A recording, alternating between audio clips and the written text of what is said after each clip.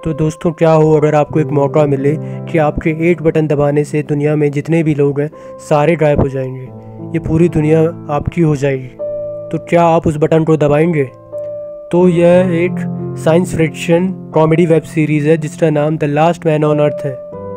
कहानी की शुरुआत एक रहस्यमय वायरस से होती है और जिस इंसान को आप देख रहे हो वो पृथ्वी में बचा हुआ आखिरी इंसान है जो एक बस को लेकर पूरी अमेरिका में घूमता रहता है ताकि उसे कोई एक जिंदा इंसान मिल जाए। वह हर एक स्टेट के हर एक शहर में जाता है। उसके पास एक मैप होता है जिस पे वह क्रॉस का चिन्ह लगाता रहता है। पूरा मैप क्रॉस के चिन्ह से भर जाता है। वह हर एक जगह से कीमती सामान और पेंटिंग को चुरा लेता है, अपनी बस में रख लेता है, और जब उसे कोई इंसान नहीं मिलता तो वह निराश होकर अपने शहर टैक्सन लौटने का डिसाइड कर लेता है। और वापस जाते वक्त वो हर एक बोर्ड में अलाइव इन टैक्सन लिख देता है ताकि कोई भी जिंदा इंसान उसके मैसेज को पढ़कर टैक्सन आ सके। फिर वो टैक्सन में सबसे बड़े घर को चुनता है और उसमें रहने लगता है और चुराए गए सारे सामान पेंटिंग को उस घर में लगा देता है और अपनी फैमिली को याद करता है। रात को सोते वक्त वह अपने बुरे कामों के लिए गॉड से माफ़ी मांगता है और अपने लिए एक लड़की की मांग करता है। और अगली सुबह वह अंडरपैंट में शॉपिंग के लिए चले जाता है। वह सुपरमार्केट के कांच को एक पिस्टल से तोड़ देता है क्योंकि उसे पता था कि कोई उसे देख तो रहा नहीं है। वह हर एक काम को करता है जो नॉर्मल इंसान नहीं करता। वह सुपरमार्केट के अंदर एक बहुत बड़े कैन के डब्बे को गिरा देता है और बहुत सारा शराब और एडल्ट मूवी अपने घर ले जाता है। वो कुछ ही दिनों में इंसानी रहन सहन शिष्टाचार सब कुछ भूल गया था।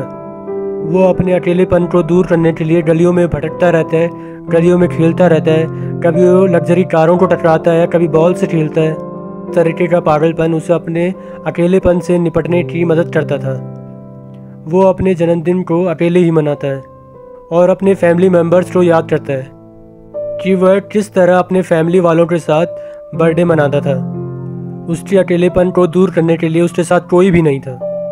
वह हर रात भगवान से कुछ न कुछ मांगता रहता था। कभी वो लड़की मांगता था, कभी कुछ मांगता था, और इसी तरह 5 महीने का समय बीत जाता है।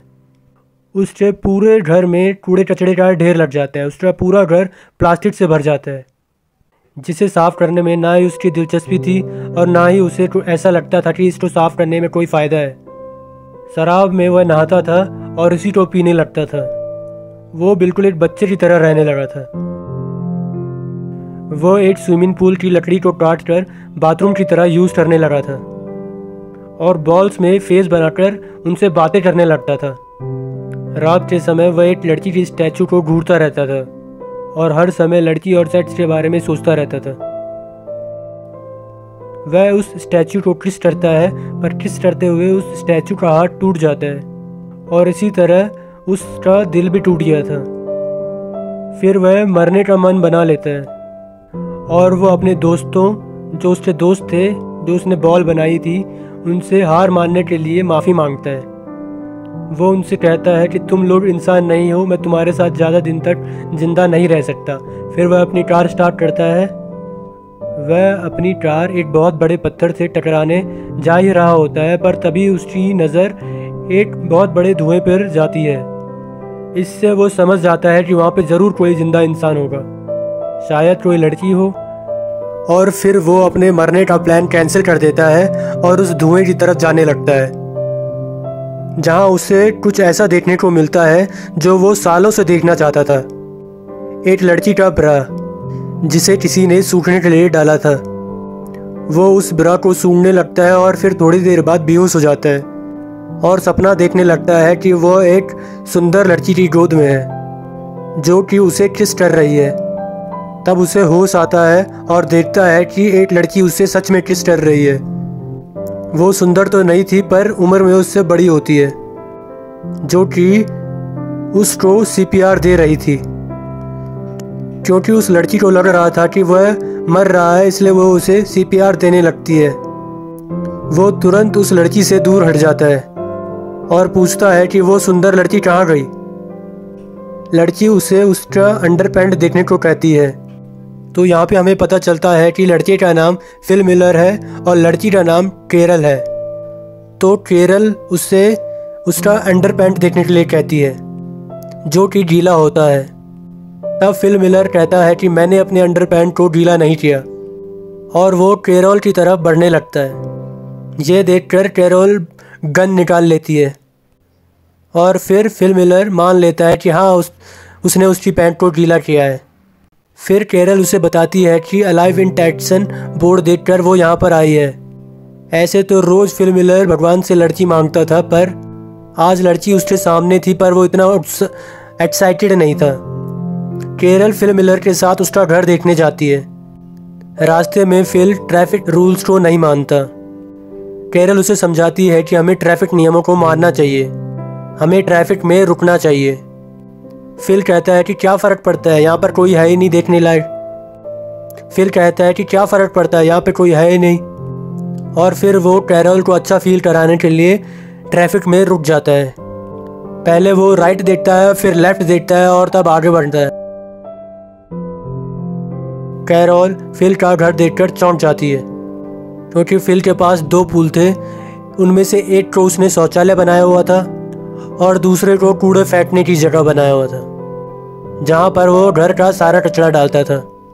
कैरल उस पर पेंटिंग चुराने का इल्ज़ाम भी लगाती है, और जब कैरल उससे मैगज़ीन के बारे में पूछती है तो फिल सीधा सीधा कह देता है कि ये सारी मैगज़ीन अडल्ट हैं, जिसे वह खाली समय पर देखा करता है, पढ़ा करता है। और फिर फिल कैरल को उसी जगह पर ड्रॉप कर देता है जहाँ से वह उसे उठा के लाया था।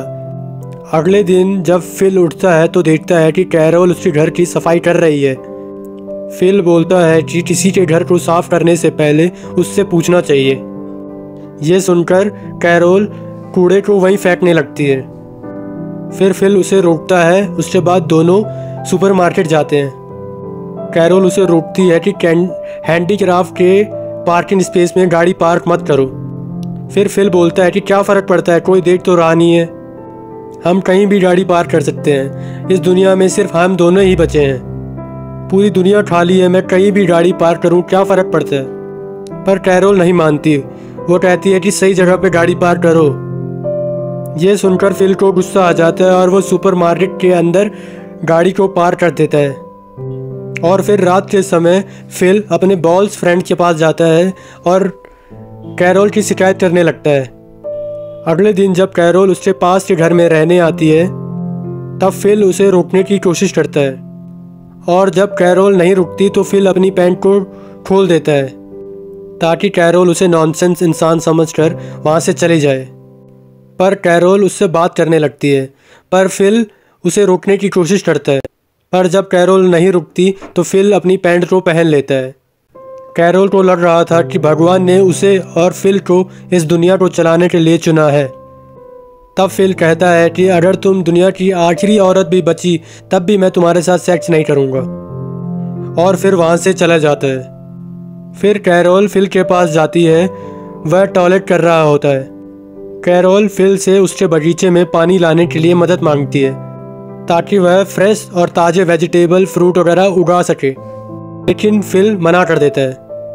और तभी कैरल उसके सामने ताज़े टमाटर खाकर उसे चिढ़ाने लगती है ताकि फिल उसकी मदद करे, पर फिल उसकी मदद करने के लिए राज़ी नहीं होता। रात में फिल उसके बगीचे में जाकर सारे टमाटर खा लेता है। और जब अगले दिन कैरल उसके घर जाती है और देखती है कि फिल के पूरे चेहरे पे कपड़ों पे टमाटर लगा हुआ है, पर फिल साफ साफ मना कर देता है कि मैंने टमाटर नहीं खाए।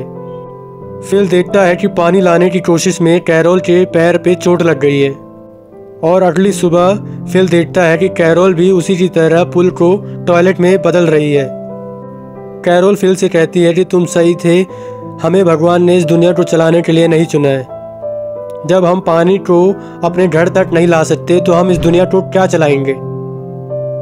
ये बात फिल के दिल में लगती है, और फिर फिल शहर की टंकी से कैरल के घर तक पानी लाने का इंतज़ाम कर देता है। कैरल ये सब देखकर बहुत ज़्यादा खुश हो जाती है और उसे रात के डिनर के लिए इनवाइट करती है, जहाँ ये दोनों ताज़ा सब्जियाँ खाते हैं। ताज़ा खाना खाकर दोनों खुश हो जाते हैं। फिर कैरोल फिल से कहती है कि तुमने अपना पैंट उतार कर मुझे दिखाया, शायद भगवान चाहता है कि हम दोनों इस दुनिया को आगे बढ़ाएं। और फिर फिल भी कैरोल के साथ सेक्स करने को तैयार हो जाता है, पर कैरोल शादी से पहले कुछ नहीं करना चाहती थी। और फिर फिल वही बात कहता है, क्या फ़र्क पड़ता है, कोई तो हमें देख नहीं रहा, इस दुनिया में सिर्फ हम दोनों ही तो हैं। पर कैरोल शादी से पहले सेक्स करने को तैयार नहीं होती। वो कहती है कि शादी से पहले मैं बच्चे नहीं करूँगी। और फिर फिल उसकी बात मान लेता है और वहीं पर उसको प्रपोज कर देता है और कैरोल से शादी के लिए पूछता है, और कैरोल भी मान जाती है। और फिर फिल अपने घर चला आता है और ये एपिसोड यहीं पे ख़त्म हो जाता है। तो ये एपिसोड कैसा लगा गाइस कमेंट में बताना, और अगले एपिसोड के लिए सब्सक्राइब कर देना ताकि जब मैं अगला एपिसोड अपलोड करूं तो आपको पता चल जाए।